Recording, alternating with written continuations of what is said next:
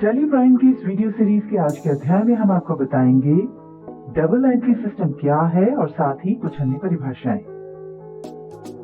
इसके पहले वाली वीडियो में हमने आपको अकाउंटिंग की परिभाषा और उसके साथ ही कुछ अन्य परिभाषाएं बताई थी। हम सभी जानते हैं कि पहले अकाउंटिंग मैन्युअली होती थी, यानी हिसाब बही खातों में हाथ से लिखे जाते थे और अब ये कंप्यूटर की सहायता से होता है। पर इसके मूलभूत तत्वों में कोई परिवर्तन नहीं हुआ है। आइए पहले कुछ वीडियोस में हम समझ लेते हैं कि जो मैनुअल अकाउंटिंग होती थी वो किस तरह होती थी। साथ ही ये भी देख लेते हैं कि अकाउंटिंग कंप्यूटराइज्ड होने से क्या फर्क पड़ गया है। व्यापार या व्यवसाय में जब भी कोई वित्तीय यानी फाइनेंशियल ट्रांजैक्शन होते हैं तो उनका रिकॉर्ड रखने के लिए हमें उन्हें कहीं लिखना होता है। संसार भर में इसके लिए अलग अलग पद्धतियां हैं, जिनमें सबसे महत्वपूर्ण और साइंटिफिकली प्रूवन है डबल एंट्री सिस्टम यानी दोहरा लेखा प्रणाली। जैसा कि नाम से ही स्पष्ट है, इसमें प्रत्येक लेन देन दो खातों को प्रभावित करता है। एक खाता पाने वाला होता है और दूसरा खाता देने वाला होता है, और इसमें प्रत्येक लेन देन के लिए समान राशि एक खाते के नाम पक्ष यानी डेबिट साइड और दूसरे खाते में जमा पक्ष यानी क्रेडिट साइड में लिखी जाती है। जैसे हमने बैंक से 10,000 रुपए नगद निकाले, अब यहाँ पर दो खाते प्रभावित हुए हैं, नकद यानी कैश और बैंक। इसकी एंट्री इस प्रकार होगी। चित्र में आप देख रहे हैं कि दो खाते प्रभावित हुए हैं, जिसमें देने वाला बैंक अकाउंट है और पाने वाला कैश अकाउंट है, और दोनों पक्षों में जो राशि लिखी गई है वो समान है।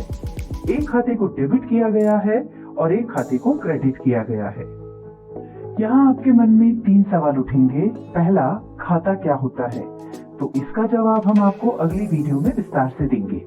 दूसरा, कौन सा खाता डेबिट होगा और कौन सा क्रेडिट होगा? इसके कुछ नियम हैं जिन्हें हम आपको गोल्डन रूल्स ऑफ अकाउंटिंग में आगे बताएंगे।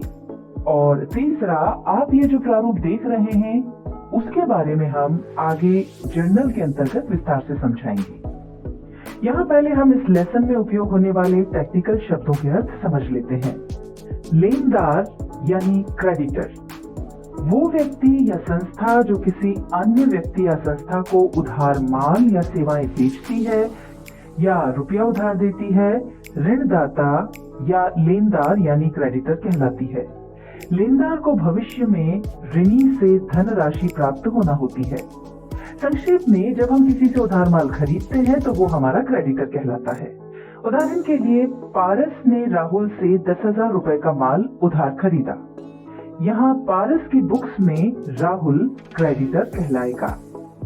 अब हम समझते हैं देनदार यानी डेटर के बारे में। वो व्यक्ति या संस्था जो किसी अन्य व्यक्ति या संस्था से उधार माल या सेवाएं खरीदती है या रुपया उधार लेती है, ऋणी या देनदार यानी डेटर कहलाती है। देनदार को भविष्य में एक निश्चित दिन यानी एक निश्चित अवधि के बाद पैसा चुकाना होता है। संक्षेप में, जब हम किसी को उधार माल बेचते हैं तो वो हमारा डेटर कहलाता है। उदाहरण के लिए, अनिल ने राज को 5,000 रुपए का माल उधार बेचा। यहाँ अनिल की बुक्स में राज डेटर कहलाएगा और राज की बुक्स में अनिल क्रेडिटर कहलाएगा। अब हम समझते हैं पूंजी यानी कैपिटल के बारे में। व्यापार का स्वामी यानी ऑनर जो रुपया माल या संपत्ति व्यापार में लगाता है उसे पूंजी कहते हैं। व्यापार में लाभ होने पर पूंजी बढ़ती है और हानि होने पर पूंजी घटती है। यहाँ एक बहुत महत्वपूर्ण बात ध्यान रखें कि अकाउंटिंग में व्यापारी और व्यापार दोनों को अलग अलग माना गया है। इसलिए व्यापार में ओनर द्वारा लगाई गई पूंजी व्यापार की लायबिलिटीज मानी जाती है, यानी व्यापार के लिए ओनर द्वारा लगाई गई पूंजी व्यापार के लिए कर्ज है। उदाहरण के लिए, विकास ने 20,000 रुपए नकद और 10,000 के माल से कपड़े का व्यापार प्रारंभ किया, तो ऐसी स्थिति में उसकी व्यापार में लगी हुई इस पूंजी की राशि 30,000 रुपए होगी। अब हम देखते हैं कि स्वामी यानी ऑनर कौन होता है। वो व्यक्ति या व्यक्तियों का समूह जो व्यापार में आवश्यक पूंजी लगाते हैं, व्यापार का संचालन करते हैं, व्यापार की जोखिम सहन करते हैं तथा लाभ और हानि के अधिकारी होते हैं, व्यापार के स्वामी कहलाते हैं। यदि किसी व्यापार का स्वामी या मालिक एक व्यक्ति है तो वह एकाकी व्यापारी यानी प्रोपराइटर कहलाता है, और यदि मालिक दो या दो से अधिक व्यक्ति हैं तो साझेदार यानी पार्टनर्स कहलाते हैं। पर यदि बहुत से लोग मिलकर संगठित रूप से कंपनी के रूप में कार्य करते हैं तो वे उस कंपनी के अंशधारी यानी शेयर होल्डर्स कहलाते हैं। अगली परिभाषा है आहरण यानी ड्रॉइंग्स। व्यापार का स्वामी अपने निजी खर्च के लिए समय समय पर व्यापार में से जो रुपया या माल निकालता है वो उसका आहरण या निजी खर्च कहलाता है। उदाहरण के लिए यदि कोई व्यापारी दुकान के कैश में से अपने निजी खर्च के लिए 500 रुपए निकाल लेता है तो ये उसकी ड्रॉइंग्स कहलाएंगी। संपत्ति यानी असेट्स। व्यापार या व्यवसाय की ऐसी समस्त वस्तुएं जो व्यापार या व्यवसाय के संचालन में सहायक होती हैं और जिन पर व्यवसायी का स्वामित्व होता है, संपत्ति कहलाती हैं। ये दो प्रकार की होती हैं, स्थायी संपत्तियां और चालू संपत्तियां। स्थायी संपत्ति यानी फिक्स्ड एसेट से आशय उन संपत्तियों से है जो व्यवसाय में दीर्घ काल तक रखी जाने वाली होती हैं, यानी जिनका लाभ व्यापार में कई वर्षों तक मिलता रहता है और जो पुनः विक्रय के लिए नहीं होती हैं। उदाहरण के लिए जमीन, बिल्डिंग, फर्नीचर, कंप्यूटर, वाहन, मशीन आदि।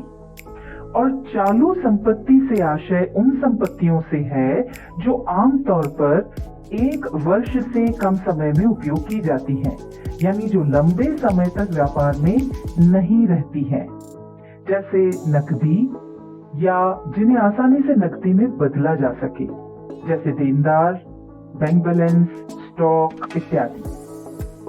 अब हम बात करते हैं दायित्व यानी लायबिलिटीज की।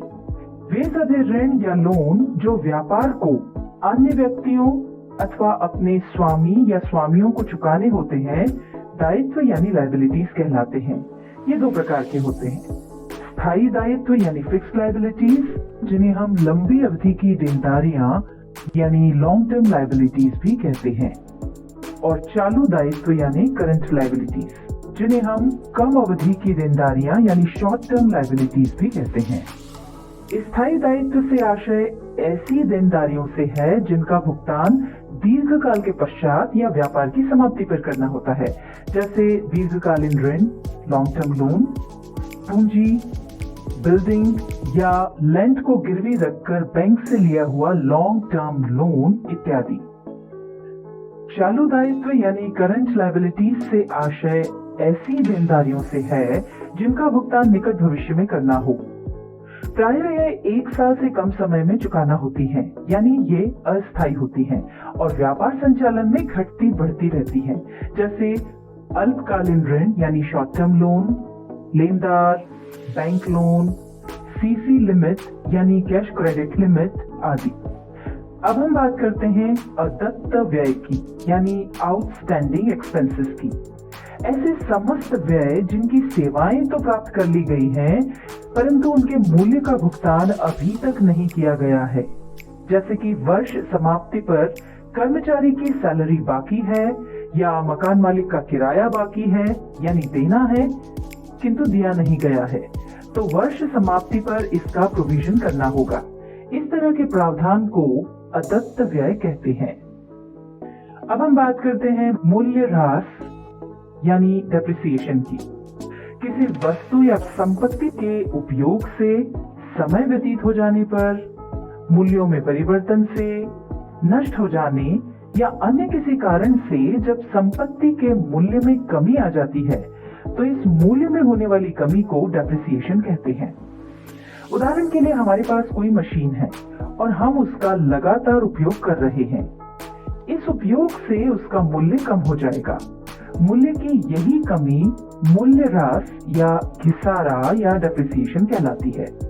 अब हम समझ लेते हैं वित्तीय वर्ष यानी फाइनेंशियल ईयर को।